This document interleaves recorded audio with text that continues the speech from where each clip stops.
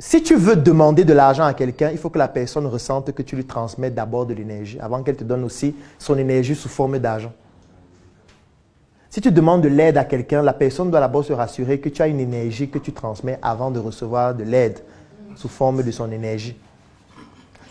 Et le problème donc qu'on a, c'est quoi? C'est que nous, on ne transmet aucune énergie à personne, mais on passe le temps à demander. On demande sans transmettre d'énergie. On demande sans donner. Et du coup, la conséquence, c'est quoi? C'est qu'on ne reçoit rien. Ou on reçoit très peu par rapport à ce qu'on mérite. Et j'aime toujours prendre l'exemple avec le mendiant. Pourquoi est-ce que vous ne pouvez pas donner 10 000 à un mendiant facilement? Pourquoi? Combien de personnes ont donné 10 000 à un mendiant? En tout cas, très peu. Il va te rembourser. Parce qu'en fait, le mendiant te transmet quelle énergie? Non, ce n'est pas aucune. Il te transmet l'énergie de la pitié. Il te transmet l'énergie de la mendicité. Il ne t'apporte rien. Tu vois? Et du coup, quand tu lui donnes, en réalité, ce n'est même pas pour lui que tu donnes. Les gens donnent au mendiant pour avoir les bénédictions. Donc en fait, ils donnent pour les bénédictions, pas pour le mendiant. Parce que si ce n'était que le mendiant, il ne donnerait rien. C'est pour ça que moi, je le dis, je ne donne rien à un mendiant. Rien. Même si j'ai 1 million, il ne donne rien. S'il vend un produit, je suis capable d'acheter à 5 fois le prix pour le soutenir. Mais lui donner juste parce qu'il tend l'assiette. Si l'assiette, là, il a l'argent, j'arrache. Pas avec. Oui. Il n'a aucune émotion par rapport à sa mendicité. Aucune émotion. Parce qu'il y a des mendiants qui sont champions olympiques. Du moins, des gens qui n'ont pas de membres sont champions olympiques. Champions du monde même. Bon, pourquoi toi, tu en route, tu demandes l'argent aux gens? Vends quelque chose. Deviens commercial d'une entreprise, tu prends le produit, tu vends, on va acheter. Pourquoi tu veux qu'on te donne pour rien? Juste parce que tu n'as pas de membres. Ce n'est pas à cause de moi que tu n'as pas de membres. Je sais que c'est choquant ce que je dis, mais je ne veux pas être en conflit avec moi-même. Parce que je ne veux pas lui donner pour avoir les bénédictions. Vous savez que je ne donne pas pour lui. Je donne toujours pour moi. Parce que je sais qu'à l'église, on a dit que quand tu donnes aux mendiants, aux pauvres, tu as les bénédictions, machin. Donc l'église est en train d'enseigner le fait que tu donnes pour toi.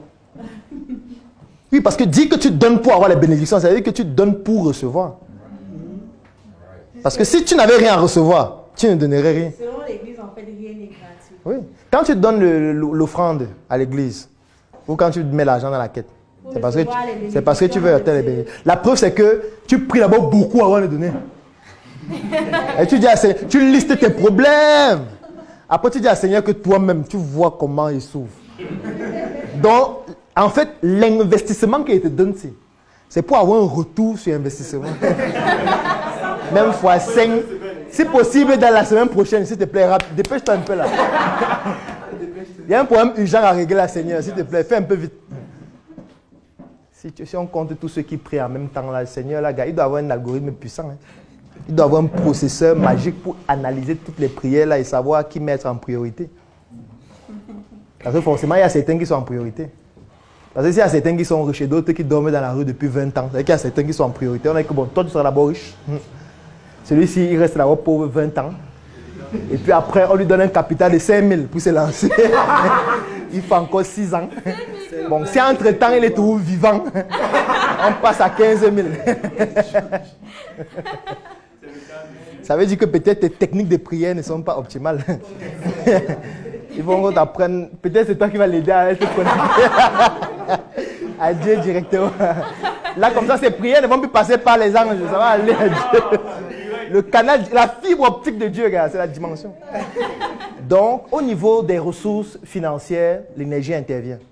Au niveau des ressources matérielles, l'énergie intervient. Pourquoi? Supposons que tu veux acheter des machines pour ton exploitation agricole. Sauf qu'il y a plusieurs types de machines. Comment tu fais pour savoir le type de machine à acheter?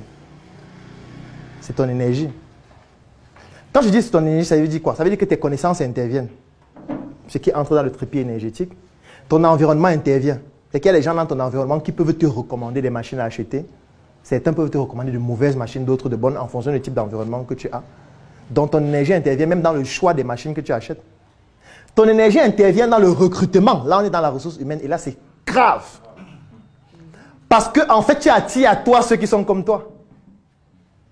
Tu attires à toi ceux qui te ressemblent. Ça veut dire que quand tu vas lancer un recrutement de personnes qui vont venir travailler avec toi, il y a d'abord les gens qui vont venir au début parce que c'est le gain. Mais après, ils vont être fidélisés en fonction de qui tu es, en fonction des valeurs que tu transmets, surtout en fonction de l'énergie que tu dégages. Est-ce que vous savez qu'il y a des gens qui sont prêts à travailler gratuitement, même pendant 5 ans, juste parce que vous avez une bonne énergie? Oui. Oui. Moi, nous, on vit ça chaque jour. Il y a quelqu'un qui vient au travail, chaque matin, il rentre à 22 h, il dit qu'il ne veut pas être payé. Il veut juste que ça marche. Oui. Il met même son argent pour que ça marche. Parce que l'énergie qui est dégagée là, il sent que c'est une bonne énergie qui lui apporte des choses. Oui, micro. Il y a un témoignage. Oui, bonjour à tous. Salut, docteur.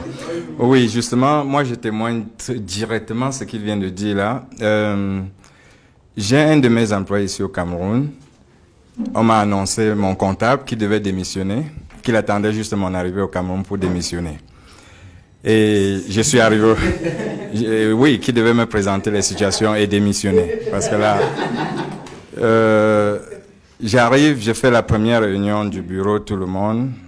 Lui pose plutôt d'autres problèmes. J'avance. Deuxième réunion, il ne parle pas. Troisième, il ne parle pas. La quatrième, c'était justement quand? Avant-hier. Et pour compléter ce qu'il dit, il dit, Monsieur Foguet, je travaille pour vous gratuitement pour 1 an, à partir d'aujourd'hui. Parce que ce que vous transmettez est différent de ce que j'avais pensé. Donc, je m'en excuse, moi j'étais prêt à partir. Donc, pour compléter l'énergie, parce que durant les 4 réunions, il a compris qu'il avait affaire à une autre personne, peut-être le téléphone était différent et tout ça. Donc, c'était pour dire que c'est vrai. C'est vrai, quand vous transmettez de la bonne énergie, il y a des gens qui peuvent travailler pour vous gratuitement. Lui, il dit maintenant c'est collé chewing-gum. Je ne vous lâche plus, même si vous me chassez. C'est c'est le mariage. En fait, moi je vis ça chaque jour. Chaque jour. Parfois, ça fait peur. Parce que tu te dis, mais pourquoi ils font ça? C'est que tu vois quelqu'un chaque jour qui se saigne énormément pour que ce que vous faites progresse. Quand tu évalues ce que la personne gagne, tu ne vois pas grand-chose. Mais la personne est là depuis 5 ans, depuis 6 ans, depuis 7 ans. La personne est là. La personne n'est pas prête à partir. Son énergie augmente avec le temps. Et du coup, qu'est-ce qui permet d'avoir ce type de personne? Ce n'est pas l'argent. Je suis désolé. Tu n'auras jamais assez d'argent pour payer très bien tout le monde tout le temps. Jamais. Il y a une énergie qu'il faut développer. C'est spirituel. Ce n'est plus seulement matériel. Ce n'est pas que ton projet, c'est le meilleur projet que les gens ont. Non. Il y a des projets meilleurs que ce que tu fais. Il y a des gens qui payent mieux que toi. Il y a des gens qui offrent les meilleures conditions de travail, les assurances, maladies, tout ce que tu vas avec. Il y a des gens qui offrent les voitures de service, les maisons. Il y a des gens qui construisent les immeubles même à leurs employés. Toi, tu ne donnes pas tout ça. Qu'est-ce qui les pousse à être là? Ce n'est que ton énergie. Cette énergie-là, comment tu la travailles pour pousser quelqu'un à le faire? C'est spirituel. J'offre 3 mois d'accompagnement sur mesure gratuitement à tous les membres de la Startup Academy. La Startup Academy, c'est cette initiative qui a vu le jour en 2016 et qui est basée sur un trépied que nous appelons le trépied idéologique, qui comporte la sensibilisation en ce qui concerne l'entrepreneuriat, la formation sur tous les métiers et les secteurs d'activité qui tournent autour des opportunités d'affaires et enfin l'investissement dans des projets. Que vous soyez un débutant, un étudiant, un entrepreneur ou alors toute personne qui est intéressée par les affaires, durant cet accompagnement qui va durer 3 mois et qui est entièrement gratuit, vous allez bénéficier de notre retour d'expérience, de notre visibilité et surtout de nos stratégies qui vont permettre à votre projet de pouvoir décoller. Je vais laisser un lien dans la description de cette vidéo et en commentaire.